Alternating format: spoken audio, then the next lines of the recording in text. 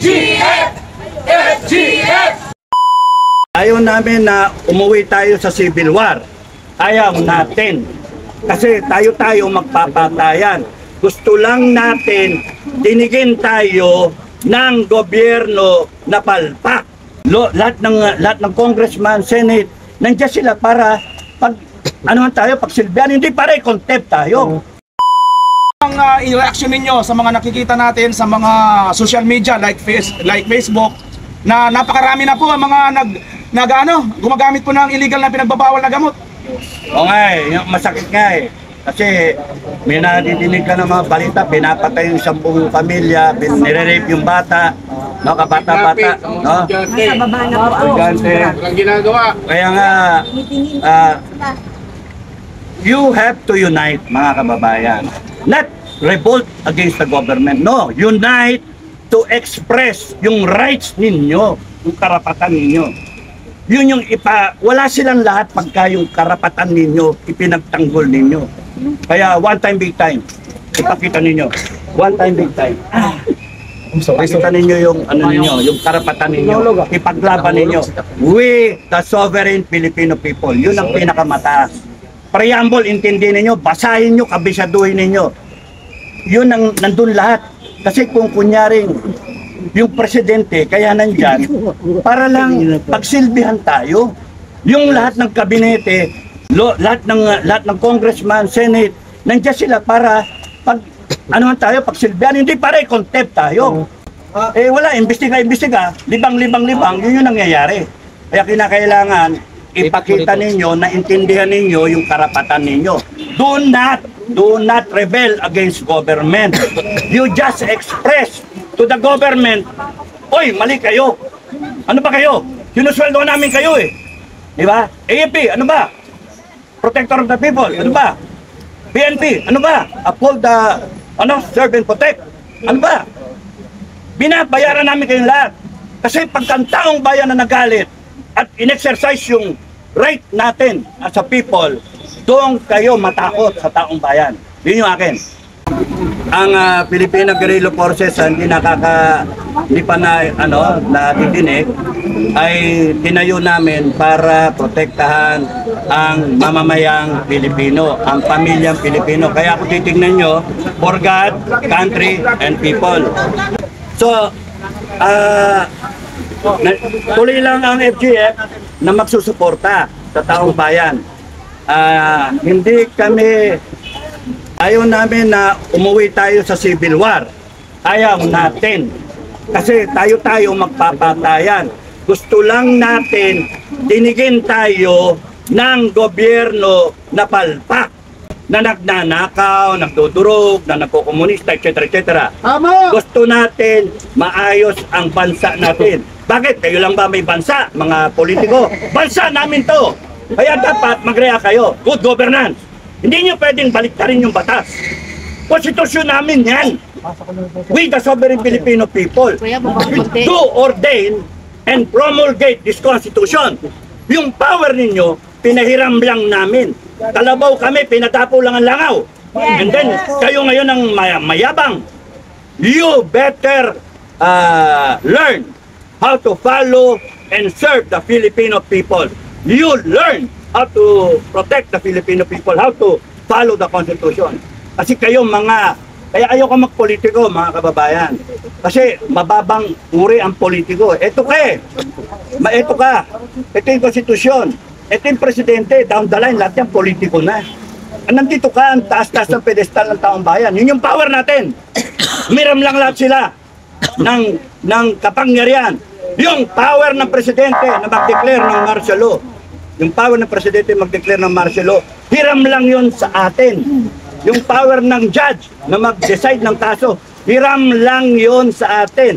Yung tao, pwedeng magtayo ng People's Court, magtayo ng People's Congress, magtayo ng People's Audit. Pwede natin i-audit lahat yan. Ang problema, hindi ninyo alam ang karapatan ninyo. Lang, ano yung opinion mo sa impeachment laban kay BP Sara? Ayun, minamadali nila dahil ang pinupunto nga para pagdating sa 2028 election ay hindi na makakatakbo si BP Sara. Pero paso sila kasi lang sa remote yun. Pati sa vlog ko, naipaliwanag ko na din yun. Dahil sa proceeding, gaul talaga sa panahon dahil papasok na yung 20th Congress na bagong uupo, pati na rin sa Senado. So yun po yung yun po yung sagot natin. Opinion sa impeachment laban kay BP Sara? Hindi yan itutuloy at tuwag matutuloy. Sir, impeachment laban kay BP Sara, ano opinion mo? Ayun, hindi na Matutuloy. Ikaw ma'am, impeachment laban kay BP Sara, opinion mo? Malabo yan, magkagulo talaga. Kasi atake na yan sa Malacanang. Ikaw ma'am, opinion sa impeachment laban kay BP Sara? Nako, ituloy nyo lang. Naiinip na ako, ituloy nyo lang. Sir, opinion sa impeachment laban kay BP Sara? Dapat, sa akin, mas gusto ko magkatapusan na. Para malaman na. Oo, para malaman na kasi nahihirapan pa tayo. Tama na. Totoo yun. Salamat. Impeach na lang nila, sige. Para magkaalaman. Saan na? Hindi, totoo yun. Okay. Salamat sir. Okay. Nas pamamagitan ng pagkukondisyon ng Yan, impeachment laban kay BP Sara. Impeach nyo agad para mapabilis. Oo, sige na. Mapabilis yung pagpapatalisik sa inyo. Sir, umitran din po. Sir. Ano opinion mo sa impeachment laban kay BP Sara? Para sa akin, hindi naman kailangan dapat tutukan yan. Ang tutukan natin, mga problema ngayon na Pero kung titignan mo, yung korupsyon. subalit, yung sinasabi ng katotohanan Ay, marami pang mga problema sa ano natin. pinapayag sa mainstream media. Hindi lang yun. Ang tunay na nagbabalita ay ang mga vloggers. Salamat sir. Kaya pinapatawag na naman ang vloggers. Nakita mo ano ang agenda, bakit pinapatawag yung vloggers? Yun naman ay nag-aayag lang. Pero bakit kailangan ipatawag ng Kongreso?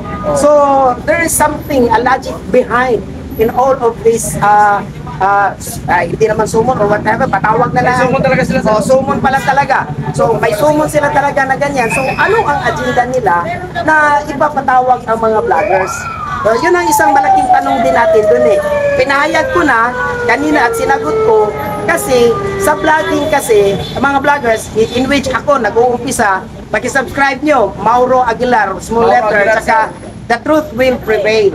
Yung inaano ko, yung katotohanan. Kaya sabi nga, nakakamaskara, kayo yung tinitle ko eh, na mangingibabaw ang katotohanan.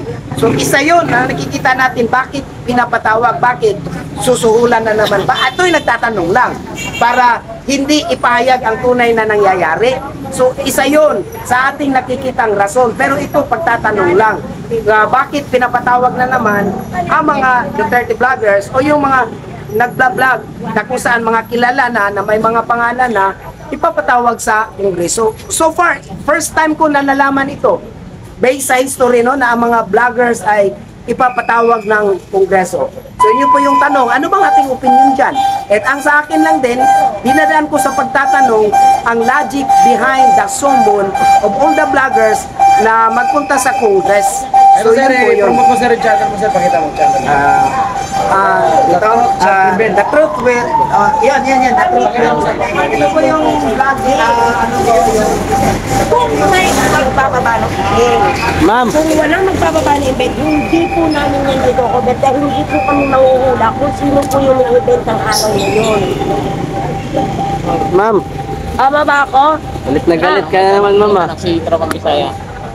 Impeachment laban kay BP Sara, isang bagsak lang.